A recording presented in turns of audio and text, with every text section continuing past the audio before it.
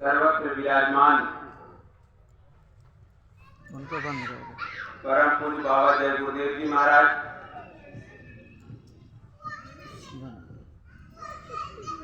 और इस संस्था को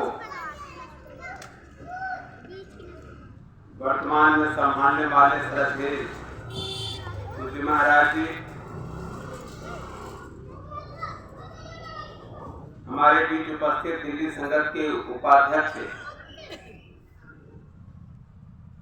तिवारी जी साहब, श्रीवास्तव जी, दूर दूर से आए हमारे बीच प्रेमीजन, माताएं, बहनें, बच्चे और इस आवाज जहां तक जा रही है उन सब लोगों के लिए बाबा जय गुरुदेव जी का कहना है कि यह मनुष्य शरीर एक पानी के बुलबुले के तरह है। हम लोग जिस तरह से गिनते हैं कि बचपन में बच्चा जैसे जन्म लिया, बचपन में खेला कूदा, जवानी में धन अर्जन किए, बच्चे पैदा किए और बुढ़ापे में फिर उन सबको पालन सेवा करते रहे। लगता है जैसे कि ये 3-4 दिन। महात्माओं ने कहा कि ये तो पानी का बुलबुला है। देखने में लगता है कि 50 साल, 60 साल, 70 साल, 100 साल जिएंगे लोग सोच करके। और बाबा जय गुरुदेव जी ने कहा ये तो पानी का बुलबुला है, फूटने वाला है भाई। तो इंतजार किसका कर रहे हैं? इंतजार किसका कर रहे हैं? जो फूटने वाला है, जो शरीर जा रहा, अगर अनुभव से खुद ही सोचे, छोड़िए दूसरे की बात, थोड़ी देर अपने अनुभव से सोचे कि अभी हम खेल रहे थे बचपन में, कैसे इतने बड़े हो गए पता ही नहीं चलता है। ऐसे ही ये जीवन मनुष्य शरीर बीत जाता है, पता ही नहीं चलता है कि हमें मिला क्यों था, करना क्या चाहिए था। और ऐसे अमोलक शरीर जिसके बारे में, जिसकी कीमत संसार के सारे धन जमा कर दिए जाएं और इसको कहे कि भाई इसकी कीमत अदा करो, ये मनुष्य शरीर अगर इसके अंदर से जीवात्मा रूह निकल गई और सारे धन एक थाली में सजा दिए जाएं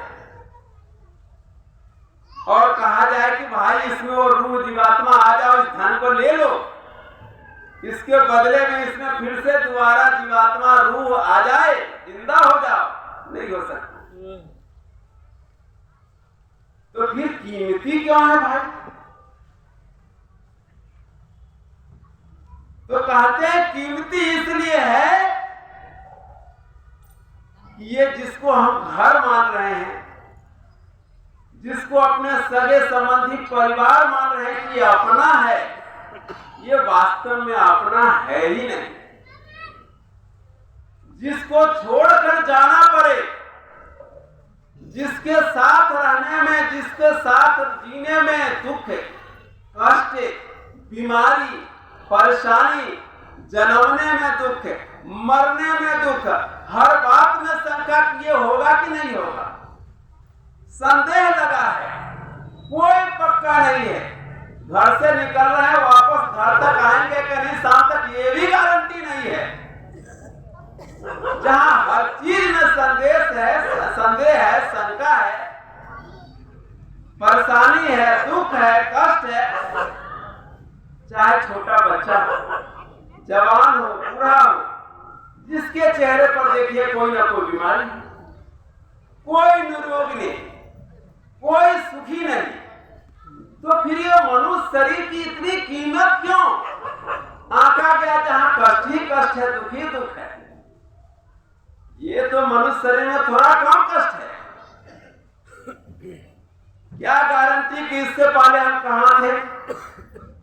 महात्माओं ने लिख दिया कि 84 लाख योनियां होती है, नरक होते हैं, स्वर्ग है और भी बहुत सारे उसकी चर्चा है। लेकिन ये कीमती क्यों है? कीमती इसलिए है कि हम लोग जेल में बंद हैं। बाबा जय गुरुदेव जी ने कहा कि यह भी जेल ही है। जिस शरीर में हम खुश हो रहे परिवार के साथ, वास्तव में वो जेल है। और ये जेल जो इस दुनिया को बनाया, जो इस दुनिया को चला रहा, उस दुनिया के हम रहने वाले हैं ही नहीं। हमारा घर, असली वतन, जहां दिन रात होती नहीं, जहां कोई सुख दुख रोग नहीं, वो अचल अविचल कभी बदलता नहीं, उस देश से कोई मांग करके हमें ले आए। कुछ दिनों के लिए हम लोग भी चले आए, सैर सपाटे करने, अच्छा लगा, यहाँ बहुत तरह चलते हैं। और जिस देश से आए और जहां आए मेला देखने, अपने घर को भूल गए, अपना देश भूल गए। हमें अब पता ही नहीं कि हम कहाँ के हैं। इसी घर को, इसी मकान को अपना देश, इस शरीर को अपना देश मानते हैं, इस शरीर को अपना घर मानते हैं। इसी को सुख में रखने के लिए रात दिन सुबह शाम भाग रहे हैं। बाबा जय गुरुदेव जी ने कहा, बच्चा यही तो भूल है, यही तो भ्रम है, यही से तो अज्ञानता शुरू होती है कि जिसको हम अपना मान रहे हैं उसको छोड़ करके जाना है, और जाना कहां ये भी नहीं पता। जो लोग चले गए उन्होंने भी कोई चिट्ठी नहीं भेजा, कोई संदेशा नहीं भेजा कि वो लोग कहां गए। हम लोग अंदाजी में भाग रहे हैं। अंदाजे में भागते भागते कहां जाएंगे? अनजान में भाग रहे हैं, देख करके अगला इधर सब जा रहा, हम भी इधर ही चलेंगे। सब लोग ढोल हारमोनियम कीर्तन गा रहे, हम भी यही गाएंगे। सब लोग मंदिर मस्जिद गुरुद्वारे जा रहे, हम भी चलेंगे दौड़ करके। और इसी यही करते करते यह मनुष्य शरीर को ये पहली बार नहीं मिला, हमें और भी पहले मिला होगा। उस समय भी ऐसे ही बर्बाद किए, खाने पीने सोने धन कमाने में। और उस समय जैसे बर्बाद किए, पुनः बर्बादी के रास्ते पर आ गए। हम भी फिर वही काम कर रहे हैं। तो बाबा जय गुरुदेव जी ने कहा, अब की बार ये मनुष्य शरीर से काम ले लो, और ऐसा काम जब आप इस जगत से चलो। अपने जीवात्मा को कैसे जगा सकते हैं? आपके अंदर जीवात्मा तो है, रूह है, जब वो निकलती है तभी तो ये लाश बन जाता है। ये शरीर कहते हैं ये बदबू आएगी, जल्दी ले चलो इसको शमशान घाट, कब्रिस्तान। वो जीवात्मा इसके अंदर है, लेकिन ये बताएगा कौन? अंधा गुरु बहरा चेला, और होए नरक में ठेलम ठेला। जिसको हमने गुरु समझा, पंडित समझा, आचार्य समझा, और उनके रास्ता पर उन्होंने खुद ही अपनी जीवात्मा को नहीं देखा। अच्छा, हम तो ये भी सोचे कि हम कौन है? हम तो ये शरीर को छोड़कर चले जाएंगे। अगर मैं कहूं मेरा नाम दिनेश कुमार है, तो दिनेश कुमार तो जैसे ही ये शरीर छूटा तो दिनेश कुमार का शरीर रह गया। इसमें से निकल के कौन गया पता नहीं। इसका मतलब उसका नाम दिनेश कुमार नहीं है। तो माताओं बहनों बच्चों, ये वास्तव में जो सच्चे हम हैं, जो हमारी शक्ति है, हम उसको पहचान ही नहीं पाए।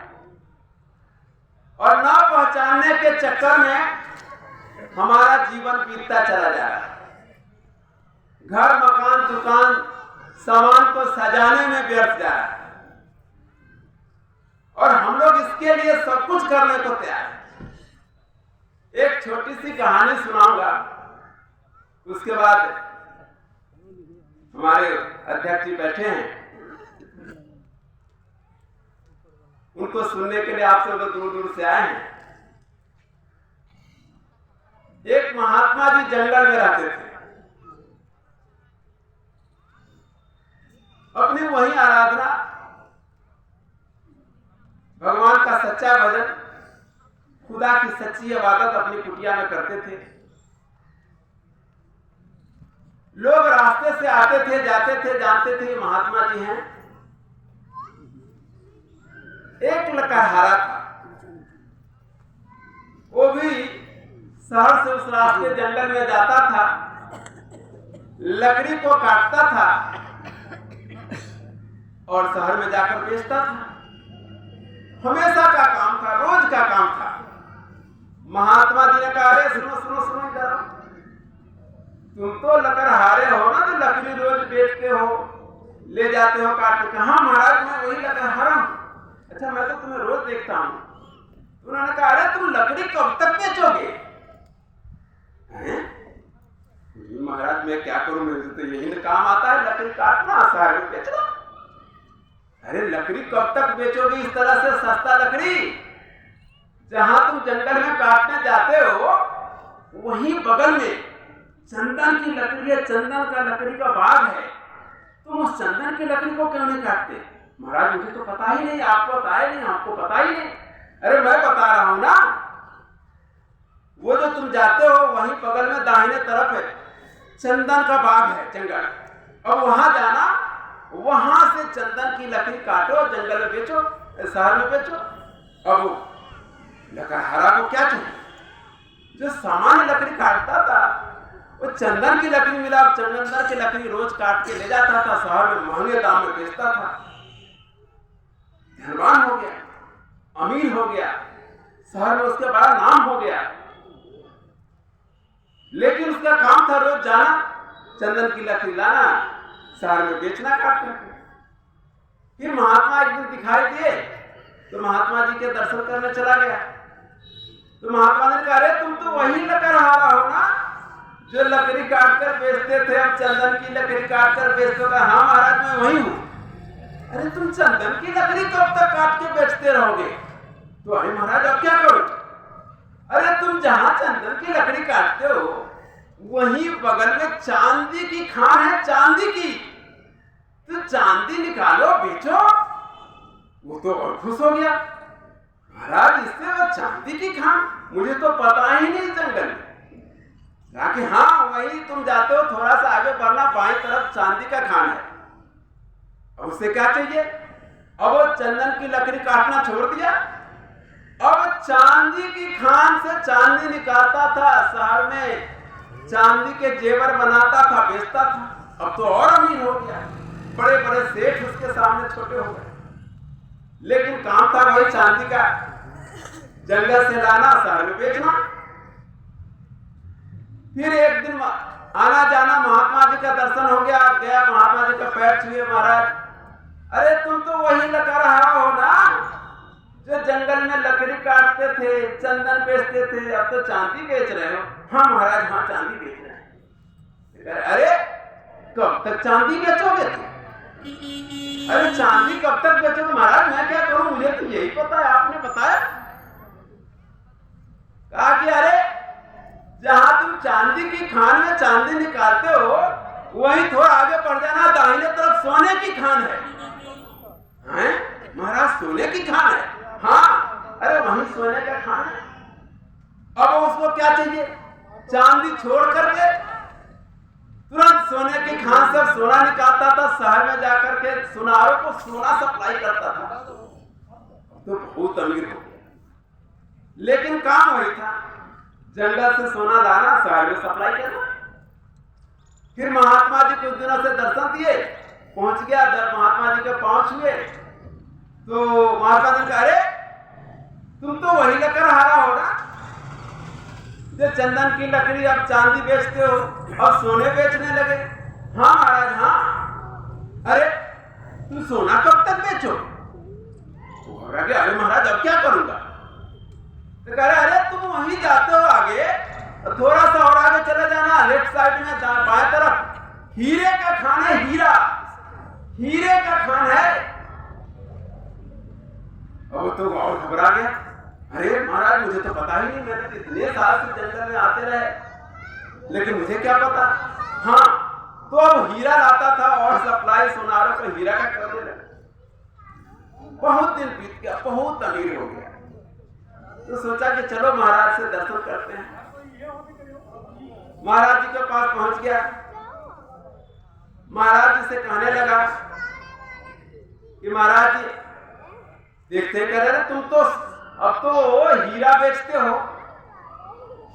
तो हाँ महाराज हीरा बेचते हैं, लेकिन ये हीरा कब तक बेचोगे? ये तो कुछ दिन के बाद तुम्हारा शरीर ही खत्म हो जाएगा। और मैं इसी जंगल में बैठा हूं, तुमने कभी नहीं पूछा कि महाराज आप चंदन की लकड़ी का बाग भी जानते थे, चांदी का खान भी जानते थे, सोने का खान भी जानते थे, हीरे का खान भी जानते थे, लेकिन आपने तो कभी शुरू नहीं किया। तो आप क्या कर रहे हैं? तो महात्मा जी ने कहा मेरे पास है नाम रतन धन, नाम का रतन, उसके सामने दुनिया के सारे रतन फेंक देंगे झूठे। जिस तरह से मिट्टी है, जिस तरह से कोई हंसता खेलता बच्चा और एक मुर्दा बच्चा हो, कौन चाहेगा वो मुर्दे बच्चे को लेना? सब हंसता खेलता बच्चा चाहेगा, बोलता हुआ बच्चा चाहेगा। तो नाम रतन धन जीता जागता धन है, जिसको बाबा जय गुरुदेव जी सन 1952 से 2012 तक गली गली मोहल्ले बताते हैं। अब उसके आगे पूज्य महाराज जी बता रहे हैं कि वो नाम रतन धन कौन है? जो जीता जागता धन है, जो खत्म ही नहीं होता, जिसके पालेने से दुख होता ही नहीं, दर्द होता ही नहीं। और हम लोग यही 100 रुपए, 500 रुपए, 2000, 5000, लाख, 2 लाख, करोड़ जोड़ने में लगे हैं, जो मिटने वाला है, खत्म होता नहीं। तो वास्तव में जो संत सद्गुरु होते हैं, भक्त के जगे हुए महात्मा, उनके पास नाम रतन धन होता है और उस दौलत को बांटते हैं। लेकिन लेने के लिए तो थोड़ा सा मेहनत करना पड़ता है, क्योंकि पीठे बिठाए बैठे बिठाए अगर मिल जाए तो उसकी कीमत नहीं होती, और न कीमत से उसकी पहचान नहीं होती। कहते हैं ना कि घर की जोगी जोगरा, आन गांव का सिद्ध। अगर आपके पास घर में कोई अच्छी चीज मिल जाए उसकी कीमत नहीं मिलेगी। तो आज के दिन हम पुनः इस बात को, अपने शब्दों को मैं यही रोकते हुए, सब विराम देते हुए,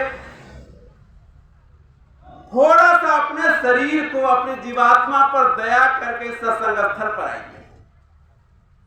और सच्चा नाम रतन धन कैसे मिलता है, कहां मिलता है?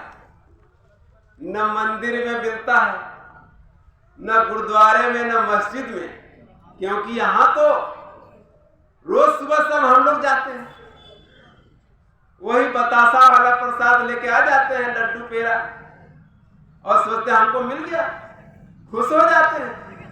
लेकिन ये वास्तव में सच्चा प्रसाद नहीं है। सच्चा पहरा प्रसाद वक्त के महापुरुष बांटते, जीते जी कैसे जीवात्मा जगाते हैं, ये रास्ता बताते हैं। और सिर्फ बताते नहीं, साथ में ले चलते हैं, साथ में अपने घर ले चलते हैं कि सच्चा घर कहाँ है। तो अपने शब्दों को वहीं विराम देते हुए हम अपने उपाध्यक्ष जी तिवारी, आरपी तिवारी जी से